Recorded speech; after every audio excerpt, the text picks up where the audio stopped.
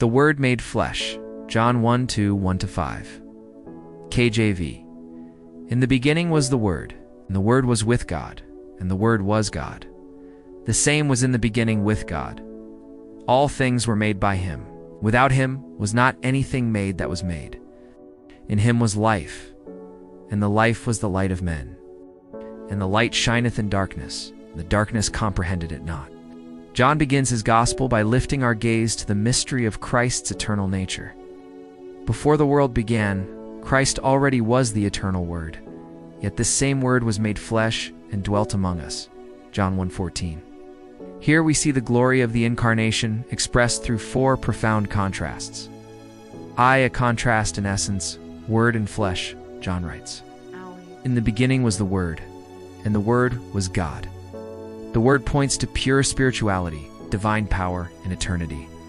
Flesh, however, speaks of materiality, weakness, and mortality. Christ, who is infinite in being, took upon himself a frail human body. This is the heart of the gospel. God stooped down into our weakness to lift us into his glory. 2. A contrast in existence, eternal and temporal. The same was in the beginning with God. The Word had no beginning, for he is eternal.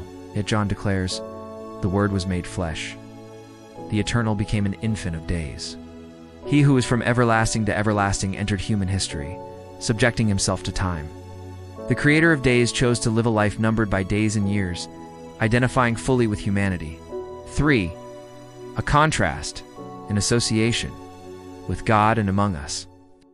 John tells us that the Word was with God, in perfect holiness and blessedness, in the bosom of the Father, sharing infinite love. Yet he came to dwell among us, entering a world of grief, pain, and sin. The Lord of glory was cradled in the arms of a young mother and soon faced rejection, hatred, and cruelty.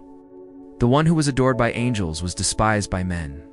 For a contrast in nature, God and man in one person, here lies the supreme mystery.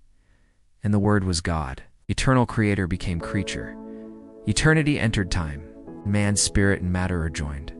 But in Christ, even greater extremes meet seraph and clay, God and humanity, united in one person without division. This is the miracle of the Incarnation.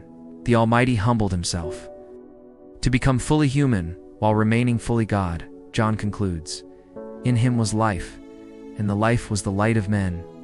And the light shineth in darkness, the darkness comprehended it not. Christ entered our darkness, not as a distant observer, but as Emmanuel, God with us. Though the darkness of sin could not understand him, it could not overcome him. The eternal Word became flesh to bring light, life, and salvation to a dying world. This passage invites us to worship. The Creator walked among his creation, the infinite entered the finite, and the eternal God became man so that humanity might be reconciled to God.